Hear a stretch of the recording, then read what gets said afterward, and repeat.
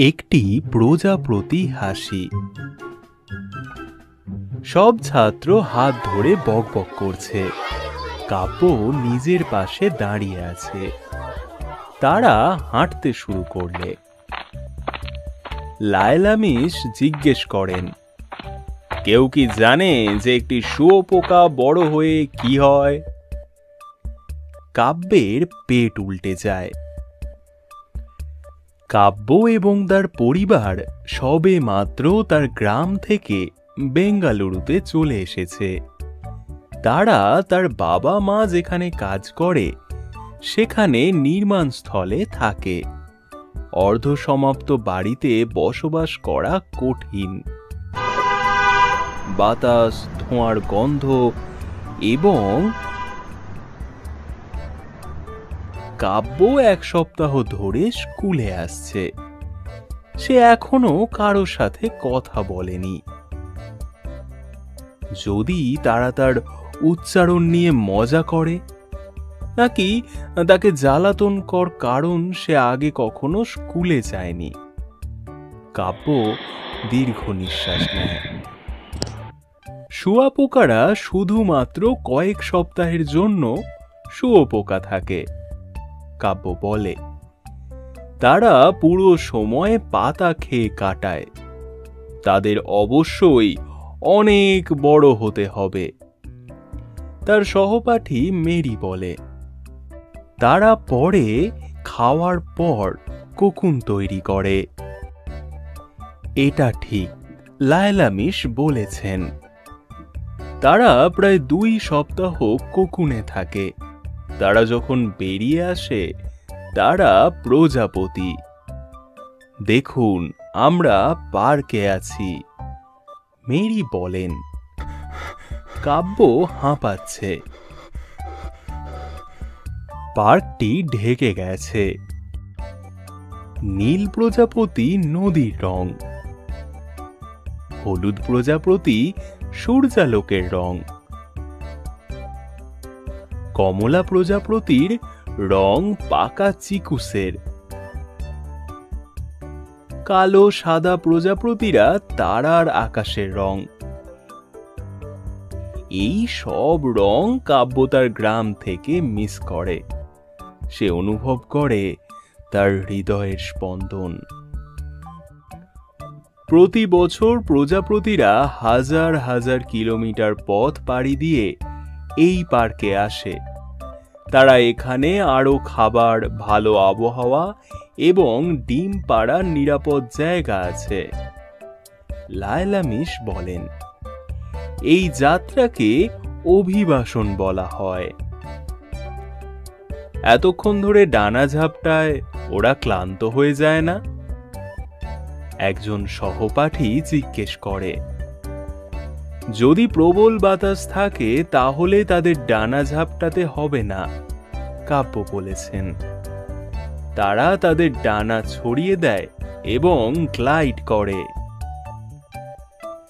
কাব্য বেঙ্গালুরু যাওয়ার বাসযাত্রার কথা ভাবে। সমস্ত লাগেজের মধ্যে চাপা পড়ে ঘন্টার পর ঘন্টা ধাক্কা ধাক্কি আর গড়াগড়ি। বাতাসে প্রজাপতির কি এমন অনুভূতি হয়? প্রজাপতি যখন স্থানান্তরিত হয় তারা নদী অনুসরণ করে সুস্থ থাকার জন্য। তারা তাদের পা দিয়ে খনিজগুলি ভিজানোর জন্য নদীর তীরে থামে। একে কাদা পুডলিং বলা হয়, লায়লা মিস বলেছেন। কাদা পুডিং, মেরি বলেন। গত বছর নদী শুকিয়ে গিয়েছিল। প্রজাপতিদের কাদা পুকুরে পর্যাপ্ত জল ছিল না। কাব্যের পরিবারের কাছে কৃষিকাজের জন্য পর্যাপ্ত জল ছিল না। এ কারণে তারা বেঙ্গালুরুতে চলে গিয়েছে। আপনি প্রজাপতি সম্পর্কে অনেক কিছু জানেন, কাব্য, লায়লা মিস বলেছেন। কারণ তারা আমার প্রিয় পোকামাকড়, কাব্য বলে। কেন তুমি প্রজাপতিকে এত ভালোবাসো, কাব্য? মেরি জিজ্ঞেস করে। তারা অনেক দূরে উড়ে যায়, কিন্তু যেখানেই তারা ল্যান্ড করে তারা নতুন বন্ধু তৈরি করে, কাব্য বলে। মেরির হাত চেপে, তারা খুব ছোট কিন্তু তারা খুব সাহসীও। ঠিক আপনার মতো, লায়লা মিস বলেন। কাব্য হাসে।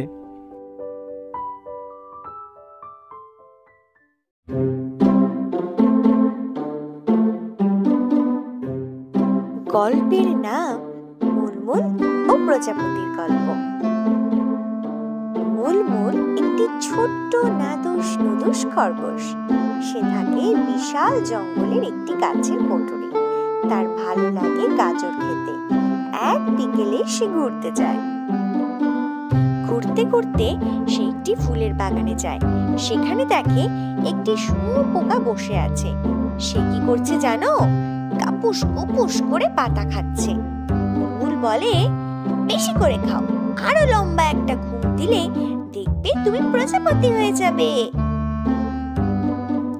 মুলমুলও থলে থেকে বের করে গপ গপ করে গাজরগুলো খেয়ে নেয়। খাওয়ার পর দুজনেই ঘুমিয়ে পড়ে। সকালে মুলমুল চোখ খুলেই দেখলো শুঁয়োপোকাটি সুন্দর একটা প্রজাপতিতে পরিণত হয়েছে। মুলমুল বলল প্রজাপতিটাকে, বাহ, কি সুন্দর লাগছে তোমাকে। আহা, আমিও যদি প্রজাপতি হতে পারতাম। একটু মুখ ভার করেই মুলমুল বিদায় নেয়। টিলার কিনারে লিচু গাছ দেখেই খুব লিচু খাওয়ার লোভ হলো মুলমুলের। হায়, লিচু গাছটা কত উপরে, তবুও ছোট্ট মুলমুল গাছের ডালে ওঠার চেষ্টা করলো। হঠাৎ হাত ফসকে মুলমুল পড়ে যেতে লাগলো। তার চিৎকার শুনে প্রজাপতি বন্ধুটি টিলার দিকে তাকালো। মুলমুল একটা ডালে পা ঠেকালো। নিজেই জানে না কি করে সে একটা লাফ দিল। এরপর এক ডাল থেকে আরেক ডালে লাফিয়ে মাটিতে নামলো। এই সব দেখে প্রজাপতি তো খুশি হয়ে গেল, বলে, বাহ। মুলমুল মন খারাপ করে বলে, আমাকে দিয়ে কিচ্ছু হবে না। প্রজাপতির মতো আমি উঠতেও পারি না, গাছেও চড়তে পারি না, কিছুই পারি না আমি। মুলমুলের মনের কথা প্রজাপতি বুঝতে পারে। সে জানে বৃষ্টির বড় বড় ফোঁটাতে উড়তে খুব কষ্ট হয়। তবুও বন্ধুর মন ভালো করতে উড়ে উড়ে সেদিকে রওনা হলো সে। হঠাৎ এক মাকড়সার জালে আটকা পড়ল সে। পাখা নাড়ানোর শত চেষ্টা করেও নিজেকে কিছুতেই মুক্ত করতে পারল না। মাকড়সা তার জালের সুতো দিয়ে প্রজাপতিটাকে ধীরে ধীরে মুড়িয়ে নিতে শুরু করলো। ভয়, বাঁচাও বাঁচাও বলে চিৎকার করতে শুরু করলো প্রজাপতি। একটু পরেই মুলমুল ওর লম্বা কান দুটো খাড়া করে শুনতে পায় যে দূর থেকে কি যেন বলছে, বাঁচাও বাঁচাও। তাকিয়ে দেখে প্রজাপতি মাকড়সার জালে আটকা পড়েছে। মুলমুল বলে, তুমি এত উঁচুতে, আমি কি করে তোমাকে এখন বাঁচাবো? প্রজাপতি বলে, তুমি পারবে। তুমি টিলা থেকে যেভাবে নিজেকে বাঁচিয়েছিলে সেভাবে আমাকেও বাঁচাতে পারবে। মুলমুল এই প্রথমবার টের পেল আসলেই তো সে নিজেই নিজের প্রাণ বাঁচিয়েছিল। নিজেকে বলে, এবার তাহলে বন্ধুর জীবনও সে বাঁচাবে। এক ডাল থেকে আরেক ডালে লাফিয়ে সে প্রজাপতিটিকে জাল থেকে ছুটিয়ে আনে। নিরাপদে মাটিতে নেমে আসে দুজনেই। মুলমুল, তুমি আজ আমার জীবনটা বাঁচালে, তোমাকে অনেক অনেক ধন্যবাদ। কিন্তু বন্ধু, লাফালাফি করে আমার না অনেক খিদে পেয়ে গেছে। অনেকক্ষণ হয়ে গেল একটা গাজরও পেটে পড়েনি। দুজনেই হেসে উঠল আর গাজরের সন্ধানে এগুতে থাকলো। এবারে আর হেঁটে বা দৌড়ে নয়, রীতিমতো লাফিয়ে লাফিয়ে চলছিল মুলমুল। Thank you.